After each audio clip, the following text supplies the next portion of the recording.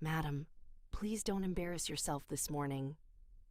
The voice came sharp, sweet, and wicked. The woman at the doorway stopped. She was holding a simple brown leather bag. Her dress was plain cream. Her hair was packed neatly behind her ears. No jewelry except a small gold bracelet. No designer logo screaming from her body. No security following her.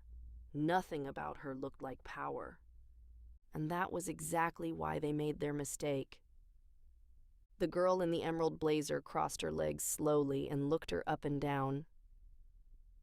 "This front area is for interview candidates," she said. "Not for aunties who lost their way looking for customer service." Two of the girls burst into laughter. Another covered her mouth, pretending to be shocked, but her eyes were enjoying it. The woman blinked once. "Excuse me?" "You heard me." The girl leaned back, lifting her champagne glass like she was already the owner of the place. "Go and sit at the back if you want to wait. Or better still, ask the receptionist where you are supposed to be.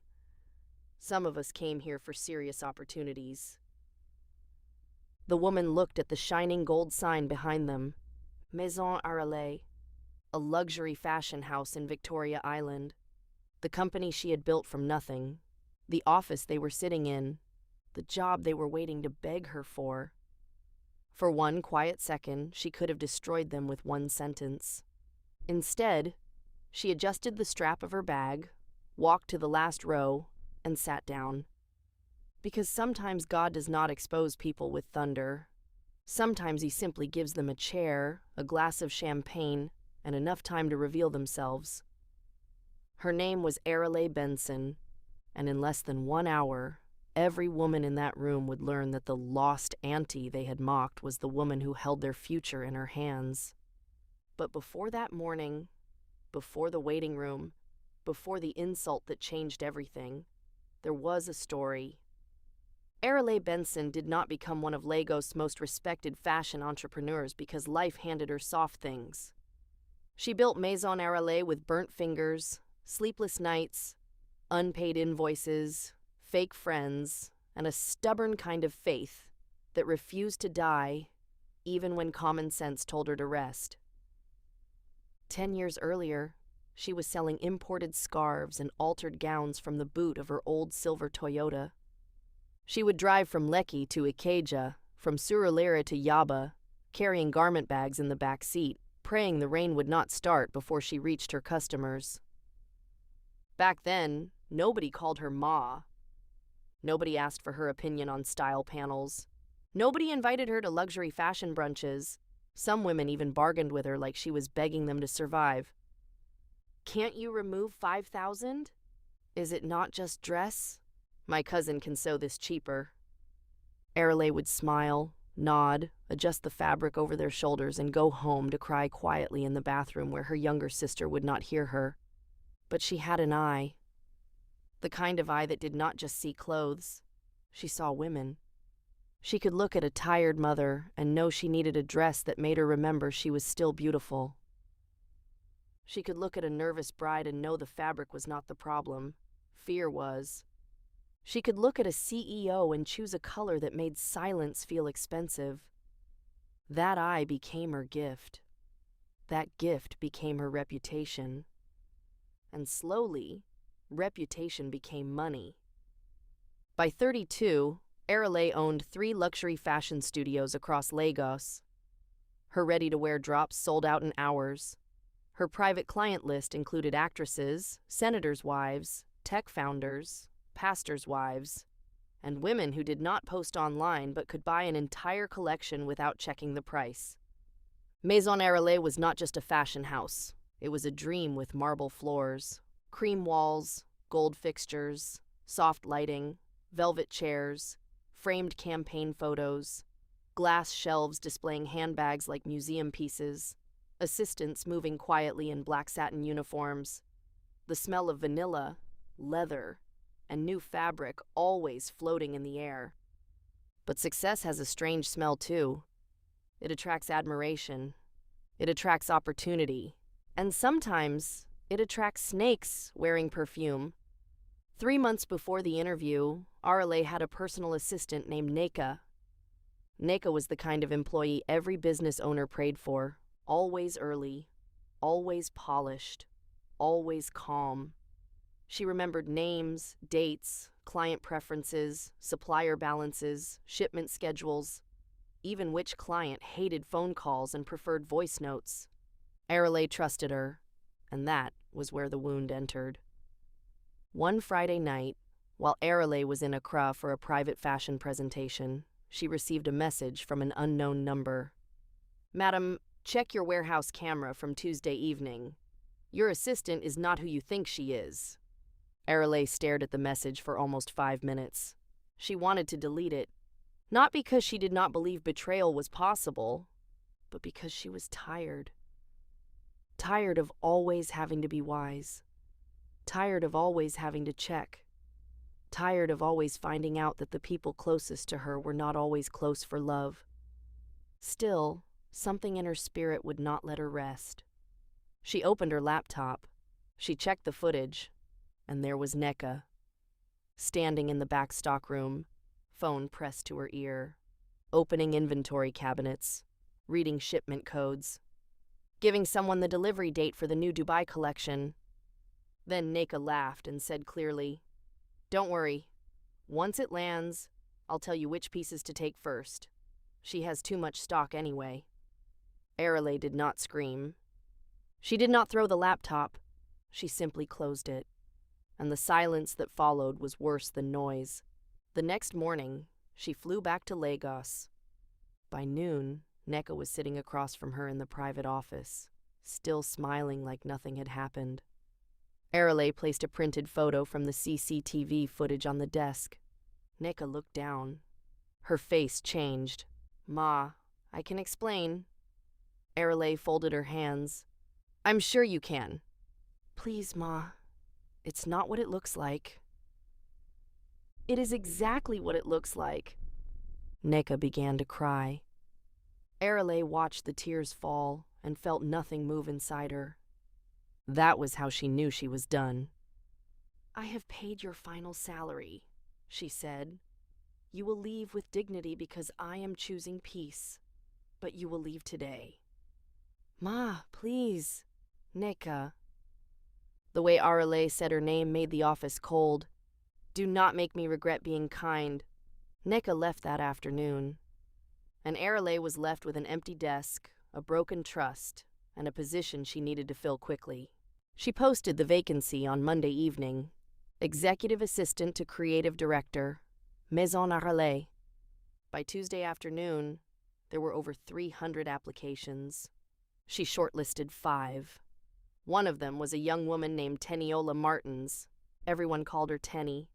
Tenny was 24, living in a small apartment in Yaba with a ceiling fan that worked only when it felt encouraged by prayer. She had a fashion business diploma, a second-hand laptop, one good dress, and a dream that had survived too many humiliations to still be called ordinary.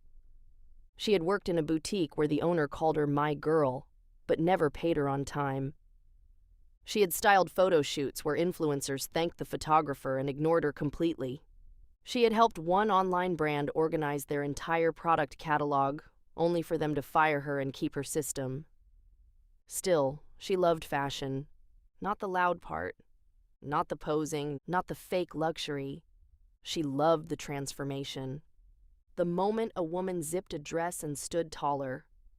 The moment fabric touched skin and confidence returned to someone's shoulders. The moment a client looked in the mirror and whispered, "Ah, this is me." That was what Tenny wanted to build one day. But first, she needed someone to let her in. When she saw the Maison Aralé vacancy, she did not shout. She just stared. Then she closed the laptop, knelt beside her bed, and prayed, "God, I don't have connections. I don't have rich aunties. I don't know anybody inside. But if this door is mine, let it open clean. And if it is not mine, don't let me beg for what will break me." Then she stood up and applied. For 3 days, Tenny prepared like her whole life had been waiting for this one room. She studied Maison Aralé's collections. She watched old interviews where Aralé spoke about elegance, restraint, and emotional dressing. She wrote notes on supplier management, customer experience, packaging, inventory flow, client retention, and brand storytelling. She practiced interview answers in front of her cracked mirror until they stopped sounding memorized. On the morning of the interview, she wore her only good dress, a burnt orange midi dress with small gold buttons. She polished her black flats. She packed her documents in a neat folder. Then she looked at herself in the mirror and said, "Even if they don't choose you, don't leave that room ashamed." Across town, Aralé was standing in her bedroom, preparing to wear a dramatic ivory suit she had saved for the interviews. It was sharp, sculpted, powerful. The kind of outfit that said, "I own the room," before she entered it. She slipped one arm in, then the other. As she reached for the side clasp, it snapped. Not gently, not quietly. It snapped like it had been waiting to betray her. Aralé froze. She looked at the broken clasp, then at the time, then back at the suit. For a moment, irritation rose in her throat, but then she remembered her prayer from that morning. "God, show me the right person, not the best performer, not the sweetest talker. Show me the one I can trust." She exhaled. She removed the suit and chose a plain cream dress instead. Simple, elegant, almost forgettable. No dramatic jewelry, no heels, no announcement. She did not know it yet, but the broken clasp was not an inconvenience. It was a setup. 5 candidates arrived at Maison Aralé that morning. Kemi came first. Emerald blazer, red bottom heels, hair laid perfectly. Confidence sharpened like a blade. Kemi did not enter rooms. She made rooms aware she had arrived. Lola came next, dressed in a champagne-colored jumpsuit, smiling too brightly, already filming small clips of the reception when she thought nobody was watching. Bisola arrived in a fitted black dress, quiet but observant, her eyes moving across the room like she was calculating the value of everything. Mira came in soft pink, nervous, pretty, and overperfumed, clutching her handbag like it contained her courage. Then came Tenny. Burnt orange dress, simple folder, calm face, eyes taking in everything, not with greed, but with wonder. The receptionist led them into the waiting area. It looked like something from a luxury animation dream. Gold-framed mirrors, velvet cream chairs, a chandelier glowing softly above them, tall glass vases filled with white orchids, a wall of framed campaign photos showing doll-like models in rich gowns under cinematic light. The receptionist smiled. "Madame Aralé is slightly delayed. Please make yourselves comfortable." Then she returned with a tray. 5 glasses of champagne. Kemi's hand moved first. Lola took one immediately. Mira hesitated, then took hers because everyone else did. Bisola took one, smelled it, and placed it on the table without drinking. Tenny smiled politely. "No, thank you." The receptionist nodded and left. What none of them knew was that the champagne was not hospitality. It was information. Aralé had learned something over the years. People reveal themselves faster when they feel relaxed, even faster when they think nobody important is watching. Kemi finished her first glass in minutes. Lola took selfies with hers.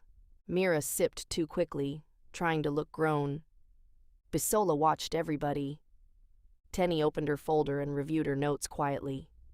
Then the side door opened. Aralé entered. Plain cream dress, brown bag, flat shoes. She walked toward the inner corridor, planning to pass quietly. That was when Kemi saw her and ruined herself. "Madam, please don't embarrass yourself this morning." The room shifted. Aralé stopped. Kemi lifted her chin. "This front area is for interview candidates, not people looking for customer service." Lola laughed so hard her champagne almost spilled. Mira giggled, then looked down quickly. Bisola's face did not change, but her eyes sharpened. Tenny looked up, horrified. Aralé turned slowly. "I'm sorry?" Kemi rolled her eyes. "You people like pretending you don't hear.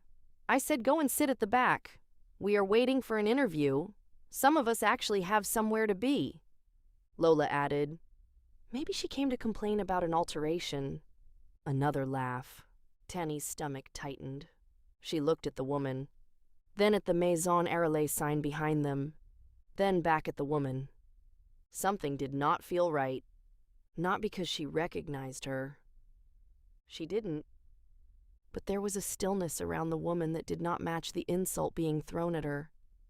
Aralé looked at each girl carefully. Kemi, smug. Lola, amused.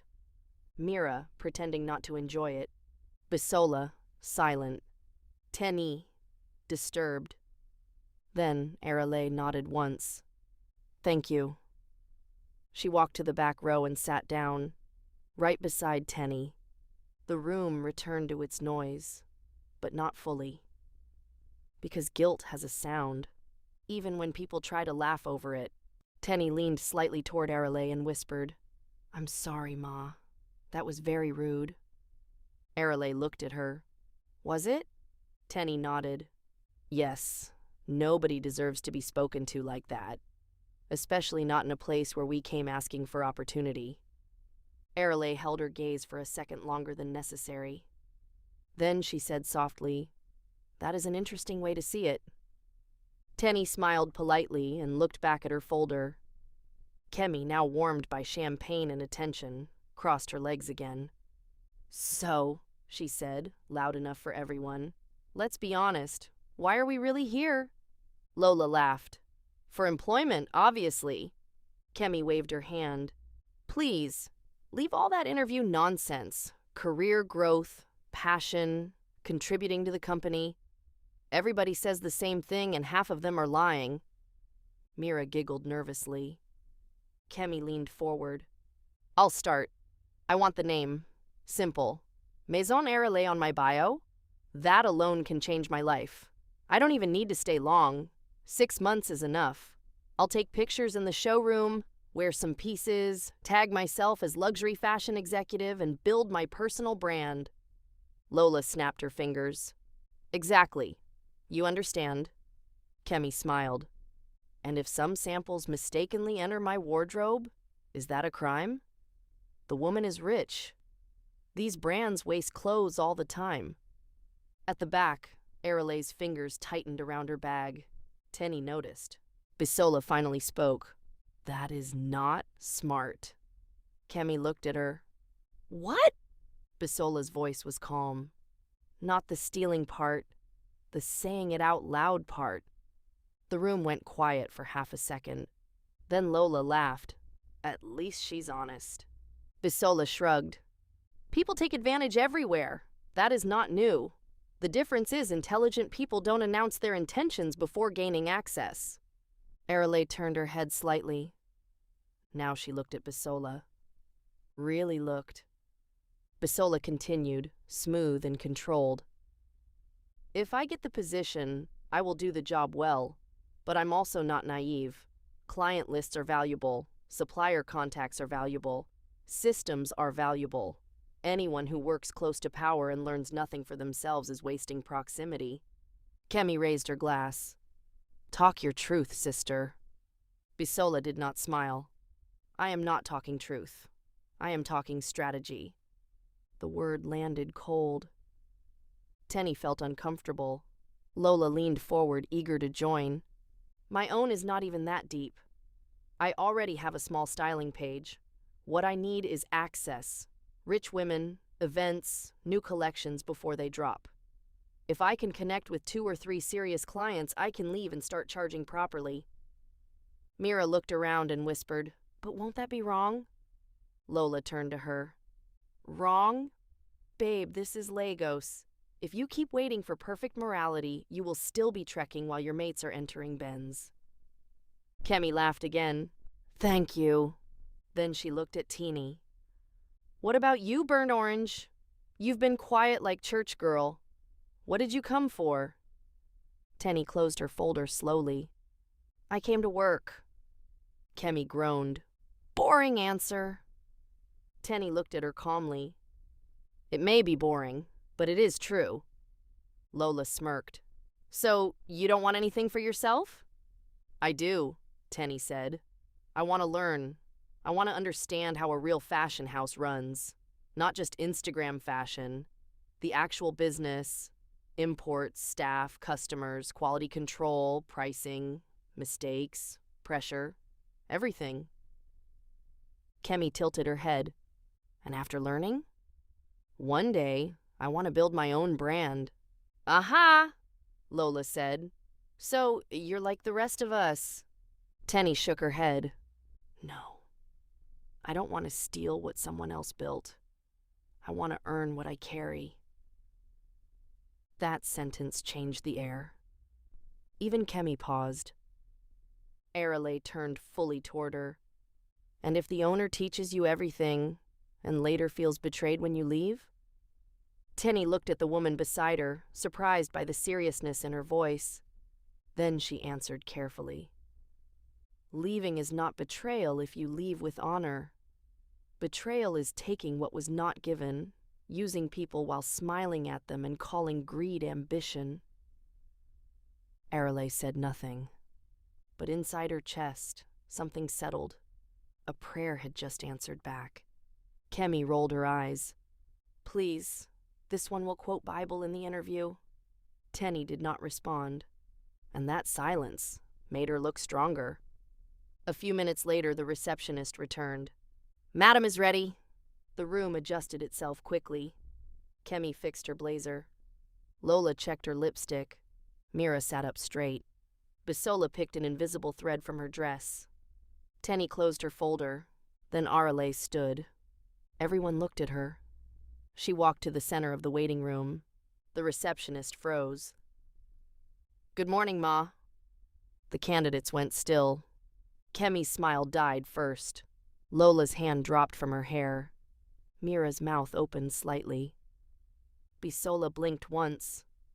Tenny stopped breathing. Aralé turned toward Kemi. Miss Kemi Adeyemi, she said, voice smooth as glass. You may come in for your interview now. Nobody spoke. Not one sound. Kemi stood slowly, her face changing color under her makeup. Ma, you are? Yes, Aralé said. I am. That was all. Kemi followed her into the office like a woman walking into judgment. The interview lasted 7 minutes. When Kemi came out, she did not look at anyone. Her emerald blazer suddenly seemed too bright. Lola went next. She tried to smile her way through it. But Aralé asked simple questions that had knives hidden under them. How would you protect confidential client information? Lola swallowed. What would you do if a celebrity client offered to pay you privately for early access to unreleased pieces? Lola's smile twitched. How do you define loyalty in a workplace? By the end, her champagne confidence had evaporated. Mira followed. She had not said the worst things, but she had laughed when cruelty entered the room. Aralé noticed that too. Because character is not only what you say, sometimes it is what you enjoy. Mira answered softly, nervously, and badly. Bisola's interview was impressive. Too impressive to ignore. She knew operations. She understood systems. She could manage pressure. But when Aralé asked, "Can I trust you?" Bisola did not answer quickly enough. That pause told its own story. Then came Tenny. She entered the office with her folder held close to her chest. Aralé sat behind the desk now, transformed not by clothes, but by position. The plain cream dress no longer looked simple. It looked intentional. The room was full of soft gold light. Behind Aralé, shelves of fabric books lined the wall like sacred texts. A large window showed Lagos moving below them, busy and unaware that a life was about to change. Tenny sat. Aralé studied her. Did you know who I was? No, Ma. But you suspected something? Tenny hesitated. I suspected you were not someone to dismiss. For the first time that morning, Aralé smiled. Good answer. Now forget the waiting room. Tell me why you deserve this position. Tenny inhaled, and then she spoke. Not perfectly, not like a rehearsed influencer, but with knowledge.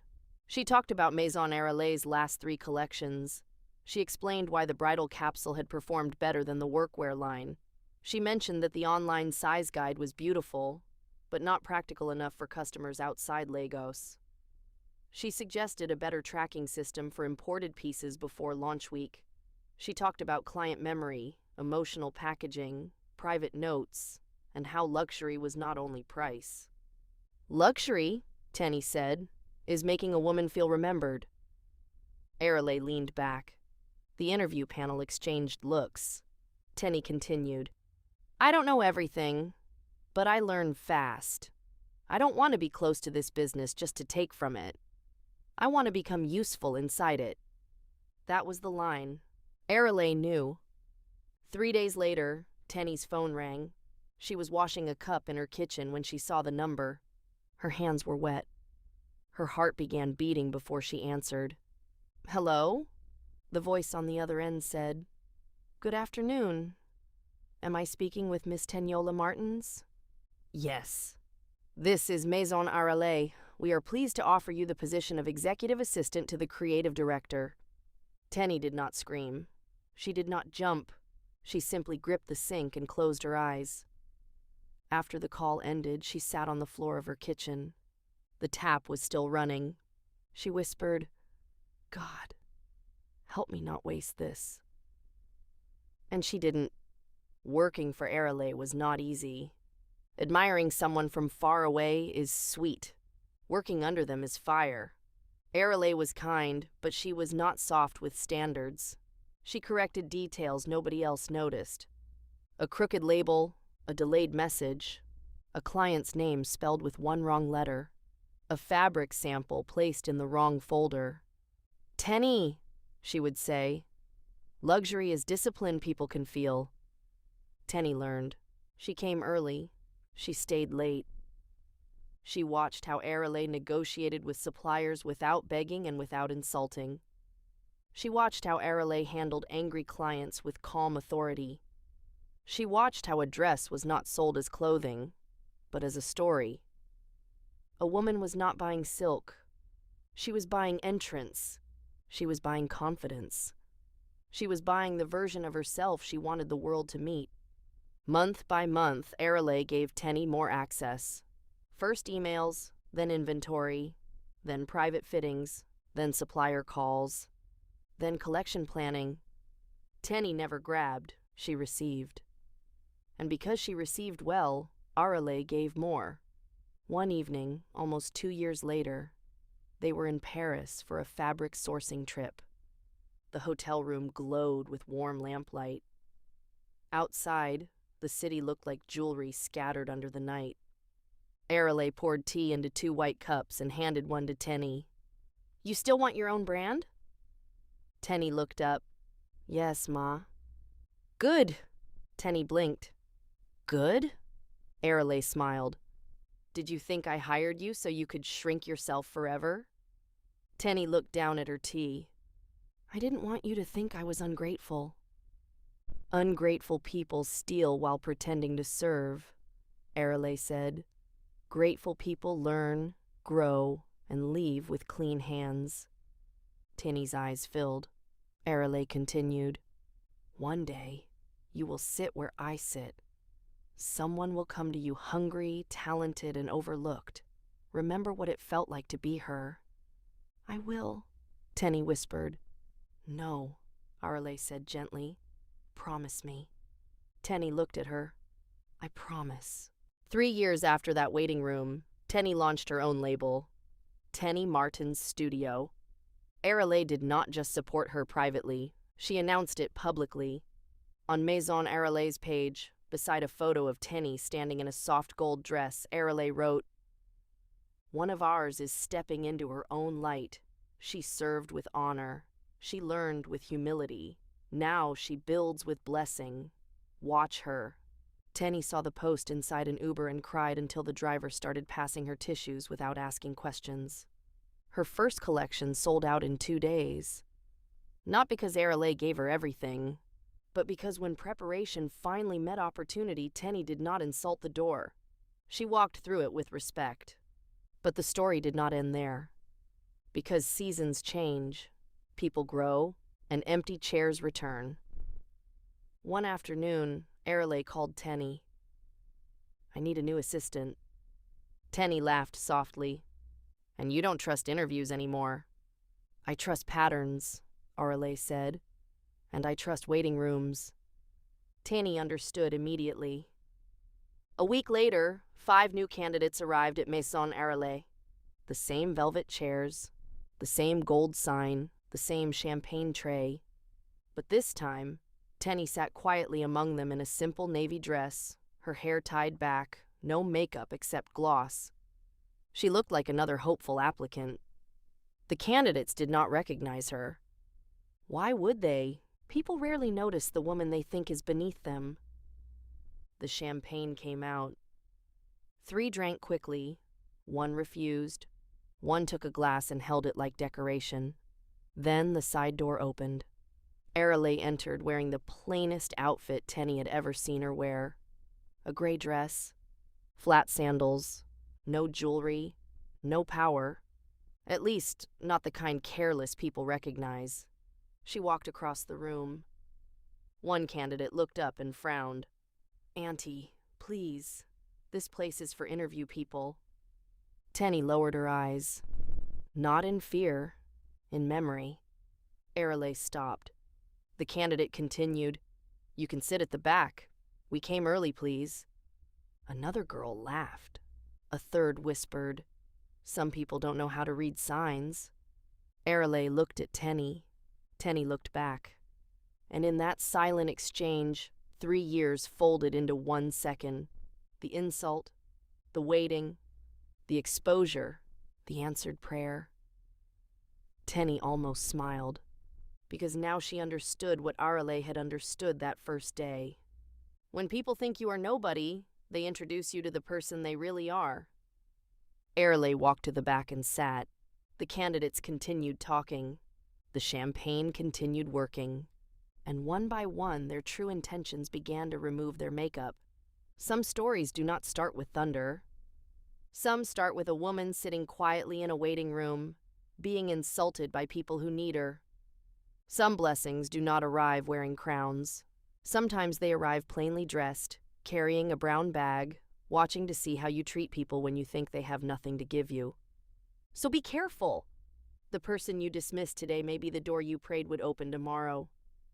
And the room where you show your true character may be the very room where your future is being decided